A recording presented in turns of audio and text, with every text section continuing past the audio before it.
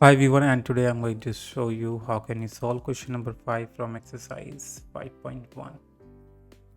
So 5.1 से हम कैसे सॉल्व करेंगे इस क्वेश्चन को। तो इसमें हमारा दे रखा है फंक्शन जिससे हमें चेक करना है continuous at x equal to 0, at x equal to 1 और एट एक्स इक्वल टू 2। तो यहाँ हमारा फंक्शन दे रखा है f x equal to x if x is less than और इक्वल टू 1 और f x equal to 5 if x is greater than 1। कैसे सॉल्व करेंगे? सबसे पहले हम चेक करेंगे x इक्वल टू 0 के लिए। ठीक है, तो x इक्वल टू 0 के लिए सबसे पहले हम निकालेंगे f0। तो अगर हम f0 पुट करते हैं तो कितना हो जाएगा हमारा f(x) हमारा x है, तो ये भी 0 हो जाएगा, यानी कि f0 कितना है हमारा 0। ठीक है, और इसी तरीके से अगर हम इसकी लिमिट निकालेंगे f(x) की, तो क्या होगा, जो लिमिट होगी वो क्या होगी हमारी, फंक्शन क्या हमारा x है, पहले हम x के लिए निकाल रहे हैं। ठीक है, तो ये हो जाएगा हमारा लिमिट। अब अगर अप्लाई करेंगे तो वापस से 0 आ जाएगा। तो आप देखेंगे कि जो हमारा f0 है वो बराबर किसके आ गया, लिमिट के, limit at x equal to 0 of f(x). तो यानी कि हम कह सकते हैं कि जो फंक्शन है हमारा वो कॉन्टीन्यूस है, कॉन्टीन्यूस है एट x इक्वल टू 0। अब निकालेंगे हम एट x इक्वल टू 1 के लिए। ठीक है, सबसे पहले हम निकालेंगे f1। तो f1 कितना होगा हमारा बेसिकली, तो f1 हमारा कितना होगा, तो अगर हम x की जगह 1 रख देंगे, इसमें x की जगह 1 रख देंगे तो ये कितना हो जाएगा हमारा 1 आ जाएगा। तो यानी कि f1 हमारा 1 आ गया। ठीक है, अब हम निकालेंगे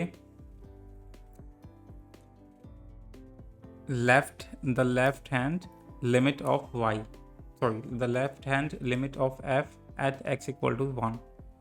पहले लेफ्ट हैंड लिमिट निकालेंगे, left hand limit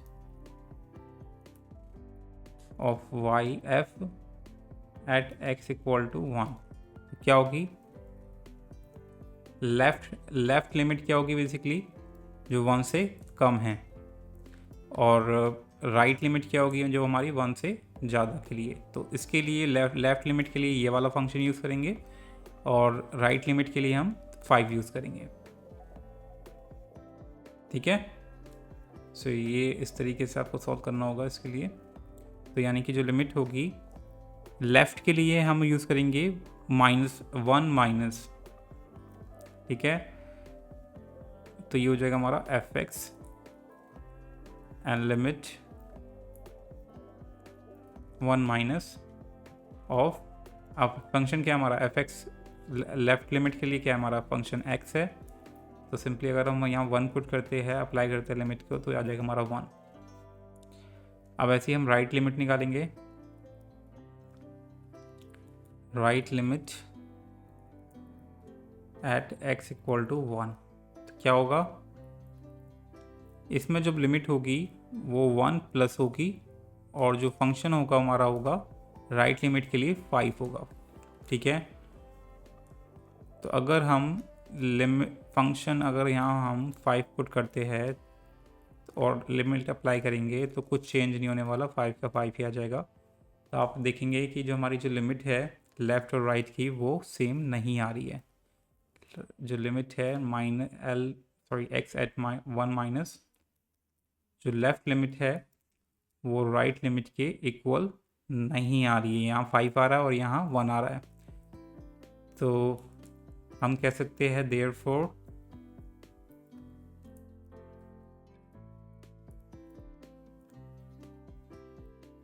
the function है इज नॉट कॉन्टिन्यूस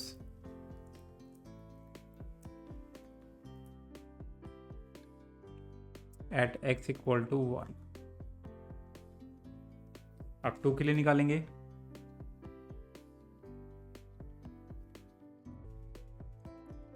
तो ये हमारा 2 के लिए क्यों निकाल रहे हैं, देखो 1 के लिए हमारी लेफ्ट और राइट लिमिट की हो गई है, क्योंकि हमारा जो वैल्यू यहाँ से हमारा जो फंक्शन है ये डिवाइड हो रहा है 1 से।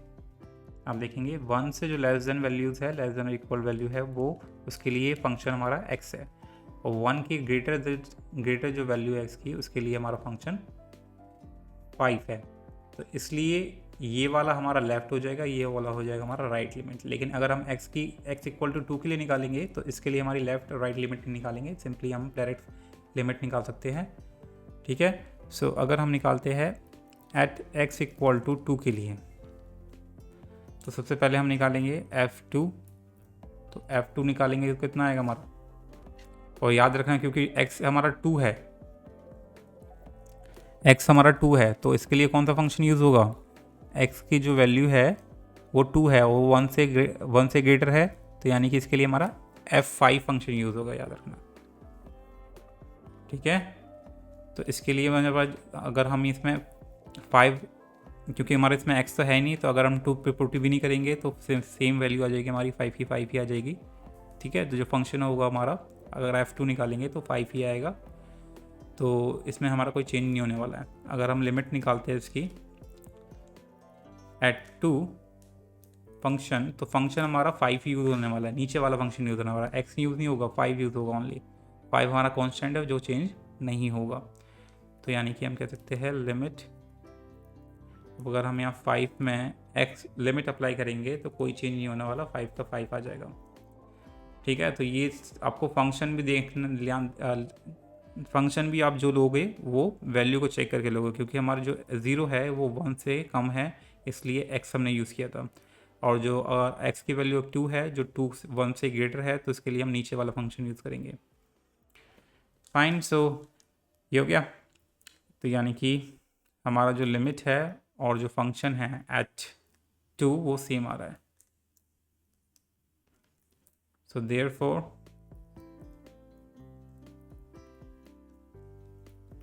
जो f है वो कॉन्टीन्यूस है, एट f जो है वो कॉन्टीन्यूस है,